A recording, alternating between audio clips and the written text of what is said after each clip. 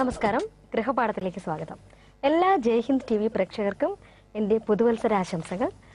രത്നധാരണവുമായിട്ട് ബന്ധപ്പെട്ട് എനിക്ക് തോന്നുന്നു എല്ലാവർക്കും നിരവധി സംശയങ്ങളുണ്ട്. അതുകൊണ്ട് ഇന്നത്തെ ഗൃഹപാഠത്തിൽ നാം ചർച്ച ചെയ്യുന്ന വിഷയം മനുഷ്യരിൽ സൗഭാഗ്യരത്നങ്ങളുടെ സ്വാധീനം എന്ന വിഷയമാണ്. ഗൃഹപാഠത്തിൽ അതിഥിയായിത്തിരിക്കുന്നത് പ്രശസ്ത അസ്ട്രോളജറും ജെമോളജിസ്റ്റുമായ ശ്രീ ഡോക്ടർ ബാബുരാജ് പാമ്പോർ. അദ്ദേഹത്തെ നമുക്ക് ഗൃഹപാഠത്തിലേക്ക് സ്വാഗതം ചെയ്യാം. നമസ്കാരം സാർ. സാർ, രത്നധാരണവുമായിട്ട് ബന്ധപ്പെട്ട് എനിക്ക് തോന്നുന്നു ഹോരശാസ്ത്രം എന്ന് കേട്ടിട്ടുണ്ട്. അത് ഹോരശാസ്ത്രത്തിലൂടെയാണ് രത്നങ്ങളും മനുഷ്യന്റെ ഭാവിയും നിർണ്ണയിക്കുന്നതെന്ന് കേട്ടിട്ടുണ്ട്. അത് എന്താണ്? അത് ഇന്ത്യയിൽ നിലനിൽക്കുന്നത് ഹോരശാസ്ത്രമാണ്. ഹോരശാസ്ത്രത്തിന്റെ മീനിങ് അഹോരാത്രം എന്നൊരു വേടിൽ നിന്നാണ് ഹോരശാസ്ത്രം. കാരണം ഉത്തരായനം, ദക്ഷിണായനം അല്ലെങ്കിൽ രാവു പകല് എന്ന് പറയുന്ന പോലെ തന്നെ ഹോരശാസ്ത്രം എന്ന് പറഞ്ഞാൽ എന്നുള്ളത് കഴിഞ്ഞ ജന്മത്തെക്കുറിച്ചും അല്ലെങ്കിൽ കഴിഞ്ഞ കാര്യങ്ങളെക്കുറിച്ചും എന്നുള്ളത് മരണത്തിന് ശേഷം അല്ലെങ്കിൽ വരാൻ പോകുന്ന കാര്യങ്ങളെക്കുറിച്ചുള്ള ഒരു ശാസ്ത്രമാണ്. അത് തന്നെയാണ് ജ്യോതിഷത്തിന്റെ ബേസ് ആയിട്ടുള്ളതും. വരാഹമിഹിരനും ബി വി രാമനും എൻ ലാഹരിയും കൃഷ്ണമൂർത്തിയും എല്ലാം ഗണിച്ചുകൊണ്ട് ഉള്ള സോഫ്റ്റ്വെയറിൽ വരെ അവൈലബിൾ ആയിട്ടുള്ള. പക്ഷേ അതൊരു ജ്യോതിഷ ശാഖയാണ്. അതിൽ ബിറ്റ്വീന് വരുന്ന ഹോര എന്നുള്ള വേർഡാണ് പ്രസന്റിൽ നമ്മളിപ്പോൾ എല്ലാവരും ഇപ്പോൾ നമുക്കൊരു ശുക്രദശയാണ്, അല്ലെങ്കിൽ വ്യാഴദശയാണ്, ശനിദശയാണ്, അല്ലെങ്കിൽ ഇനിയിപ്പോൾ 2 കൊല്ലം കഴിഞ്ഞിട്ട് ഞാൻ നന്നാവൂ, അങ്ങനെയൊക്കെ പറയുന്ന ഒരു ശാസ്ത്രശാഖയാണ്. ഇത് രത്നധാരണയായിട്ട് ആക്ച്വലി വളരെയധികം സപ്പോർട്ടീവാണ്. കാരണം എന്താ വെച്ചാൽ മനുഷ്യൻ സാറ്റേൻ്റെ എനർജിയാണ് കുറവ്, അല്ലെങ്കിൽ അയണിൻ്റെ എനർജിയാണ് കുറവ്, എന്ത് എനർജിയാണ് കുറവ് എന്നുള്ളത് നമുക്ക് ഈ ജാതകത്തിലൂടെ അല്ലെങ്കിൽ അഷ്ടവർഗ എന്ന ക്രിയയിലൂടെയൊക്കെ കാണാം. ഇത് ഹോരശാസ്ത്രം എന്ന് പറയുന്നത് പ്രസന്റിലുള്ള കാര്യങ്ങളെ വിശകലനം ചെയ്യുന്ന ഒരു ശാസ്ത്രമാണ് ഹോരശാസ്ത്രം. അത് ജ്യോതിഷത്തിന്റെ പ്രധാനമായിട്ട്. അപ്പോൾ ഇന്ത്യൻ സംസ്കാരത്തിൽ ഹോരശാസ്ത്രം വളരെയധികം സ്വാധീനമുണ്ട്. അത് വേറെ വിദേശ രാജ്യങ്ങളിലോ അല്ലെങ്കിൽ വിദേശ ഇതിലൊക്കെ ആണെങ്കിൽ കാർഡ് അല്ലെങ്കിൽ ഈ കാർഡുകളിലും അതുപോലെ നമ്പറും ന്യൂമറോളജിയൊക്കെയാണ് കൂടുതൽ ഉപയോഗിക്കാറ്. ബിക്കോസ് ഇവിടെ കൂടുതൽ ഹോരശാസ്ത്രം ജ്യോതിഷം റിലേറ്റഡ് ആണ്. രത്നധാരണം, അതുപോലെ തന്നെ ഒരു വീട് പണിയുമ്പോൾ തന്നെ മുഹൂർത്ത നിർണയം, വിവാഹത്തിന് മുഹൂർത്ത നിർണയം, ഇതെല്ലാം ഹോരശാസ്ത്രത്തിന് ഇത് ചെയ്തിട്ടാണ്. കാരണം നമ്മുടെ ഇന്ത്യയിലെ തന്നെ ഒരു പരിധി വരെ എല്ലാ വ്യക്തികളുടെയും ജീവിതത്തിൽ ഈ ഹോരശാസ്ത്രം നല്ലൊരു ഇൻഫ്ലുവൻസ് വന്നിട്ടുണ്ട്. അതാണ് കൂടുതൽ ഹോരശാസ്ത്രത്തെക്കുറിച്ച് പറയാനുള്ളത്. സർ, മനുഷ്യ ശരീരത്തിൽ പ്രകാശവലയങ്ങളുടെ സ്വാധീനം അത്യാവശ്യ ഘടകമാണെന്ന് കേട്ടിട്ടുണ്ട്. ഇത് മെഡിക്കൽ സയൻസിലൂടെ അല്ലെങ്കിൽ രത്നധാരണത്തിലൂടെ തെളിയിക്കപ്പെട്ടിട്ടുണ്ടോ? തീർച്ചയായിട്ടും.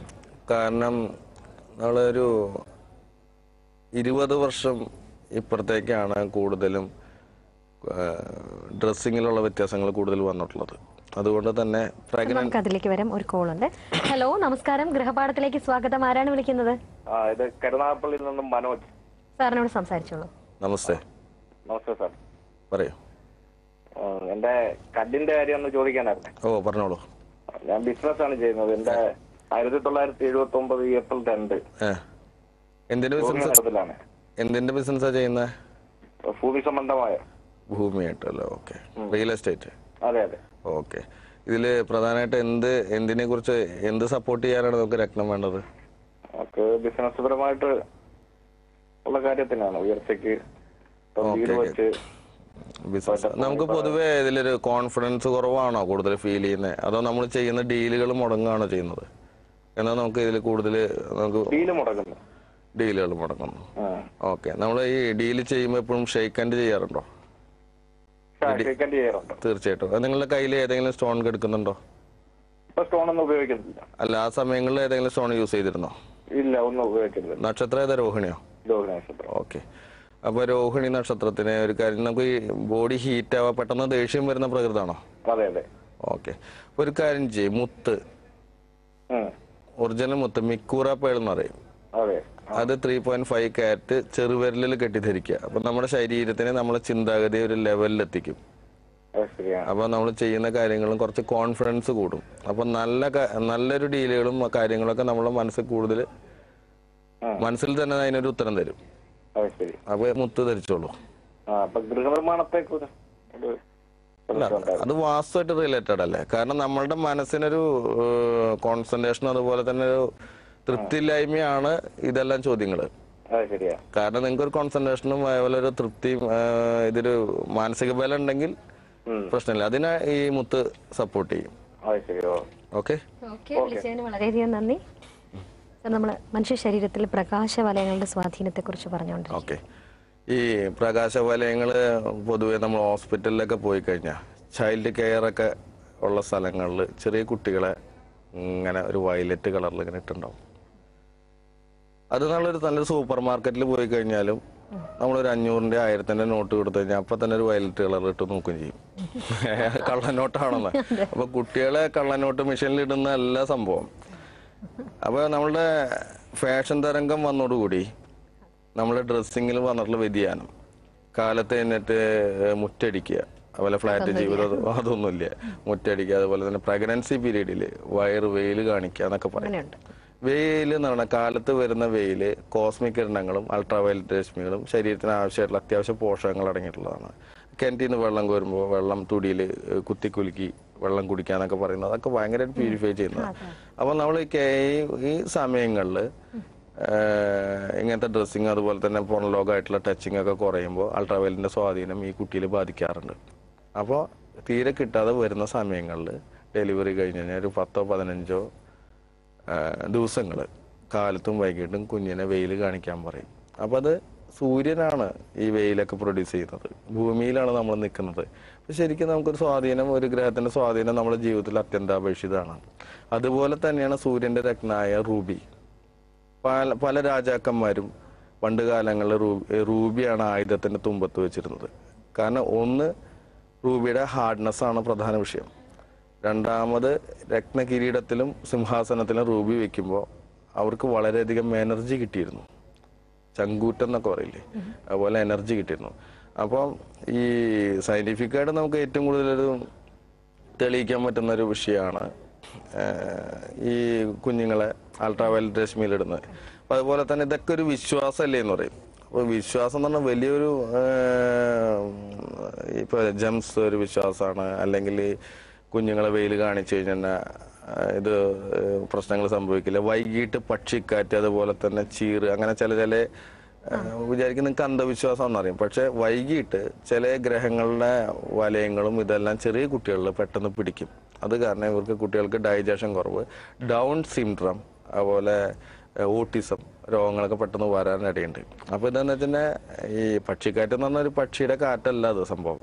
കാരണം പെട്ടെന്ന് കുട്ടികളിൽ ഈ ഗ്രഹങ്ങളുടെ സ്വാധീനം വരാതിരിക്കാൻ വേണ്ടിയിട്ടാണ് ഒരു 5:30 കഴിഞ്ഞിട്ട് 6:30 കഴിഞ്ഞിട്ട് കുട്ടികളെ പുറത്തേക്ക് കൊണ്ടുപോകരുതെന്നും കുട്ടികളെ വെയിൽ കൊള്ളിക്കണം. തമിഴ്നാട്ടിലൊക്കെ കുട്ടികൾക്ക് എണ്ണ തേച്ചിട്ട് വെയിലത്ത് കെടുത്തും. ഒന്ന്, കുട്ടികൾ കരയാന്ന് പറയും. കരയുന്നത് നല്ലതാണ്. കുട്ടികൾ കരയും തോറും അവരുടെ ലെൻസ് വലുതാവും കുട്ടികൾ. അപ്പോൾ ഗ്രഹങ്ങളുടെ സ്വാധീനം എല്ലാവരുടെ ജീവിതത്തിലും വളരെയധികം ഗുണം ചെയ്യുന്നുണ്ട്. പക്ഷെ അത് അപ്ലൈ ചെയ്യുന്ന രീതി, വിശ്വാസങ്ങളും അനുസരിച്ച് നമുക്ക് അതിലേക്ക് എത്തുന്ന വഴികളും മാറുന്നു മാത്രം. ഹലോ, നമസ്കാരം. ഗൃഹപാഠത്തിലേക്ക് സ്വാഗതം. ആരാണ് വിളിക്കുന്നത്? സോമരാജൻ. എവിടെ നിന്നാണ്? പത്തനംതിട്ട. ഓക്കെ, സാറിനോട് സംസാരിച്ചു. നമസ്കാരം. നമസ്കാരം. അറിയോ സാറേ, ഞാൻ പത്തനംതിട്ട വിളിക്കുന്നത്. പേര് സോമരാജൻ. ഒന്ന് ഉറക്കം സംസാരിക്കൂ. എന്റെ പേര് സോമരാജൻ. എനിക്ക് നാളെ തിരുവാതിരയാണ്. അപ്പൊ എനിക്ക് ഏത് കല്ലാണ് ഇപ്പൊ യൂസ് ചെയ്യാൻ പറ്റും? വയസ്സ് എത്രയാ?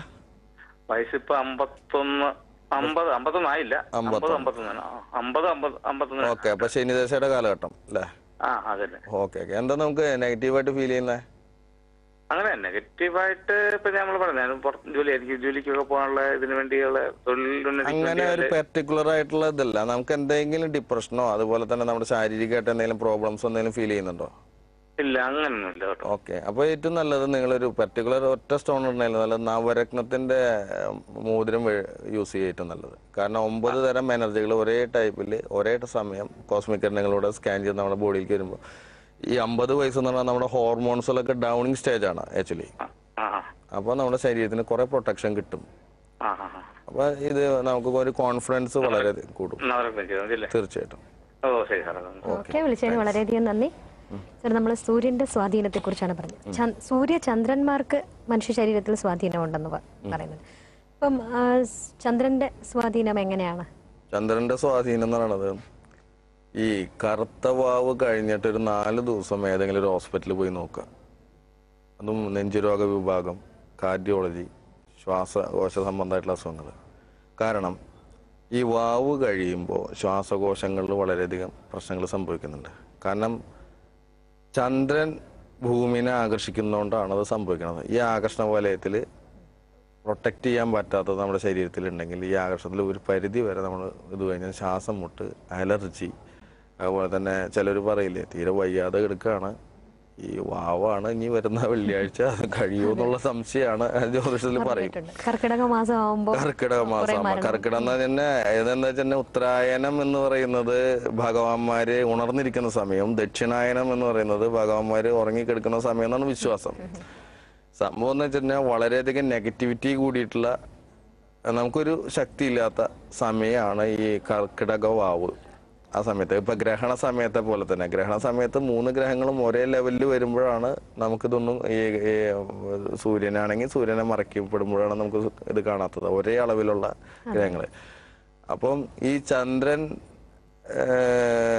ആകർഷിക്കുന്നു വെച്ചാൽ ഈ ശ്വാസം മുട്ട്, അതുപോലെ മൃഗങ്ങളിലുള്ള മാറ്റങ്ങള്, വേലിയേറ്റം. ഇപ്പൊ വേലിയേറ്റ സമയങ്ങളിലൊക്കെ നമ്മുടെ കൈ മുറിഞ്ഞു കഴിഞ്ഞാൽ ബ്ലഡ് വളരെയധികം ധാരാളം പോകും. എസ്പെഷ്യലി നമുക്ക് കർണാടക, തമിഴ്നാട്, കേരളം കൂടുതൽ തോന്നാൻ കാരണം എന്ന് വെച്ചാൽ ഇന്ത്യയുടെ ഒരു എൻഡിലും ചുറ്റും സമുദ്രം ഉള്ളത് കൊണ്ടാണ് നമുക്ക് കൂടുതൽ തോന്നുന്നത്. ഒരു ആസ്ട്രോണമിയായിട്ട് ബന്ധപ്പെട്ടുള്ളതാണ്. അപ്പം കടൽ, ഇപ്പോൾ ഈ വിശുദ്ധ ഖുറാനിലും കടലിനെ പറ്റിയിട്ട് കടലിൽ നിന്ന് മുത്തുകൾ വരി എന്നുള്ളതൊക്കെ അതിൽ കൊടുത്തിട്ടുണ്ട്. അപ്പം എന്താ വെച്ചാൽ മുത്ത് എന്ന് പറയുന്നത് കാൽസ്യമാണ്. അതുപോലെ തന്നെ കടൽ വെള്ളം എന്ന് പറയുന്നത് സാൾട്ടാണ്. അതുപോലെ തന്നെ ഇതിൻ്റെ കാറ്റ്, ഇതിലുള്ള നമ്മുടെ ശ്വാസം ഓക്സിജനാണ്. ഇതിൽ കൂടുതൽ നമ്മുടെ ചുറ്റുമുള്ള സ്വാധീന വലയങ്ങൾ വളരെ കുറയും ചെയ്യുക. ഇതിൻ്റെ വലയം കൂടുകയും ചെയ്യുമ്പോൾ നമ്മുടെ ശരീരത്തിൽ കൂടുതൽ ഈ ചന്ദ്രൻ്റെ ഈ ഗ്രഹണ സമയവും അതുപോലെ പൗർണമി സമയമൊക്കെ നമുക്ക് കൂടുതൽ സ്വാധീനം ഉണ്ടാവും ചന്ദ്രൻ്റെ പ്രധാനമായിട്ട്. അപ്പോൾ ചന്ദ്രൻ്റെ കുറവ് മുഖേന നമുക്ക് സംഭവിക്കുന്നത് എല്ല് തേയ്മാനം, അതുപോലെ പല്ല് തേയ്മാനം, സ്കിൻ അലർജി. അപ്പോൾ കാൽസ്യത്തിന് മെഡിസിൻ കൊടുക്കും. അപ്പോൾ കാൽസ്യത്തിന് മെഡിസിൻ കൊടുക്കും. അതുപോലെ ചെറിയ കുട്ടികൾ അല്ലെങ്കിൽ പ്രഗ്നൻസി ടൈമിൽ നമ്മൾ ഈ മീനെണ്ണ ഗുളിക കഴിക്കും. അപ്പോൾ ഞങ്ങൾ മീൻ അല്ലെ മത്സ്യങ്ങളും മത്സ്യമാംസമൊന്നും കഴിക്കാറില്ല എന്ന് പറഞ്ഞ ആളാണെങ്കിൽ തന്നെയും മീനെണ്ണ ഗുളിക കൊടുക്കും. അപ്പം മീൻ ഉണ്ടാവുന്നതും കടലിലാണ്. അപ്പോൾ ഒട്ടനവധി മൂലകങ്ങൾ, 105 കർമ്മങ്ങളാണ് നമ്മുടെ പ്രകൃതിയിൽ നിന്ന് ഈ സൂര്യൻ്റെയും ഇതിൽ 105 കർമ്മങ്ങളാണ് നമ്മുടെ ശരീരത്തിന് ഉൾക്കൊള്ളാനുള്ളത്. അതുപോലെ കുറേ മെഡിസിൻസ് ഈ സമയങ്ങളിൽ നമുക്ക് കിട്ടുന്നുണ്ട്. അത് ഓവറായി കഴിഞ്ഞാൽ തന്നെ വളരെ പ്രശ്നമാണ്, ഇല്ലാതിരുന്നാലും പ്രശ്നമാണ്. അപ്പോൾ ഈ ഓവറാവുന്ന സമയങ്ങളാണ് ഈ വാവിൻ്റെ സമയം, സ്വാധീനം കൂടുന്ന സമയം. അത് സഫർ ചെയ്യാൻ നമ്മുടെ ബോഡി തയ്യാറല്ലെങ്കിൽ അതിൽ കീഴടങ്ങും. അതാണ് ശരിക്ക് ഈ വാവിനൊന്നൊക്കെ മരണപ്പെടുന്നത് ഒന്ന്. അപ്പോൾ ഈ അത് തന്നെയാണ് ഈ ഗോഡ് എന്നുള്ള കൺസെപ്റ്റും. ജി ഫോർ ജനറേറ്റ് ചെയ്യുക, നമ്മൾ ഉണ്ടാവുക അല്ലെങ്കിൽ ജനിക്കുക. ഓ ഫോർ ഓർഗനൈസിങ്, നമ്മൾ വളരുക അല്ലെങ്കിൽ വളർത്തുക. ഡി ഫോർ ഡിമാനുഷ്യൻ, നമ്മൾ അപ്രത്യക്ഷമാവുക, മരിക്കുക. അപ്പോൾ എല്ലാത്തിനൊരു ബേസിക് സിസ്റ്റം കിടക്കുന്നുണ്ട്. പക്ഷേ നമുക്കറിയുന്നതിൻ്റെ കണ്ടന്റുകൾ വളരെ കുറവാന്ന് മാത്രം. അപ്പോൾ വാവിനൊക്കെ ഭയക്കും ആൾക്കാർ. ഈ ശ്വാസം മുട്ടോ അല്ലെങ്കിൽ വേറെ എന്തെങ്കിലും അസുഖങ്ങളൊക്കെ ഉണ്ടെങ്കിൽ നമ്മൾ മെഡിസിനൊന്നും സപ്പോർട്ട് ചെയ്യില്ല ബോഡിക്ക്.